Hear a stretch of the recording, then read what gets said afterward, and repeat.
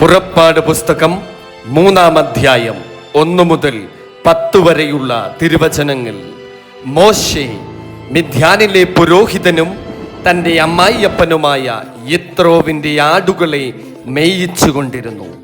അവൻ ആടുകളെ മരുഭൂമിക്ക് അപ്പുറത്ത് ദൈവത്തിൻ്റെ പർവ്വതമായ ഹോരേബ് വരെ കൊണ്ടുചെന്നു.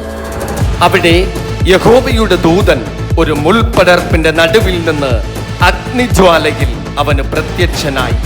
അവൻ നോക്കിയപ്പോൾ മുൾപടർപ്പ് തീ പിടിച്ചു കത്തുന്നതും മുൾപടർപ്പ് വെന്തുപോകാതിരിക്കുന്നതും കണ്ടു. മുൾപടർപ്പ് വെന്തുപോകാതിരിക്കുന്ന ഈ വലിയ കാഴ്ച എന്തെന്ന് ഞാൻ ചെന്ന് നോക്കട്ടെ എന്ന് മോശെ പറഞ്ഞു. നോക്കേണ്ടതിന് അവൻ വരുന്നത് യഹോവ കണ്ടപ്പോൾ ദൈവം മുൾപടർപ്പിന്റെ നടുവിൽ നിന്ന് അവനെ മോശേ മോശേ എന്ന് വിളിച്ചു.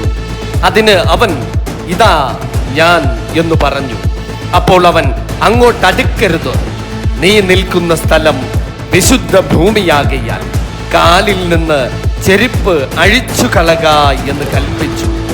ഞാൻ അബ്രഹാമിന്റെ ദൈവവും ഇസഹാക്കിന്റെ ദൈവവും യാക്കോബിന്റെ ദൈവവുമായി നിന്റെ പിതാവിന്റെ ദൈവമാകുന്നു എന്ന് അവൻ അരുളിച്ചെയ്തു. മോശ ദൈവത്തെ നോക്കുവാൻ ഭയപ്പെട്ട് മുഖം മൂടി. യഹോവ അരുളിച്ചെയ്തത്, മിസ്രയീമിലുള്ള എൻ്റെ ജനത്തിൻ്റെ കഷ്ടത ഞാൻ കണ്ട് ഊരിയ വിചാരകന്മാർ നിമിത്തമുള്ള അവരുടെ നിലവിളിയും കേട്ടു. ഞാൻ അവരുടെ സങ്കടങ്ങൾ അറിയുന്നു.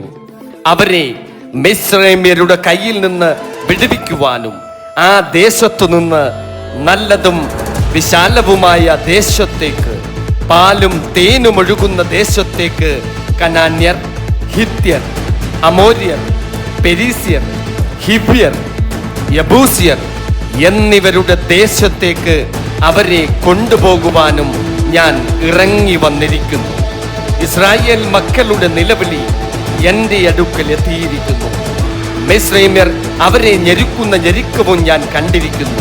ആകയാൽ വരിക, നീ എൻ്റെ ജനമായ ഇസ്രായേൽ മക്കളെ മിസ്രയീമിൽ നിന്ന് പുറപ്പെടുവിക്കേണ്ടതിന് ഞാൻ നിന്നെ ഫറവോന്റെ അടുക്കൽ അയക്കും.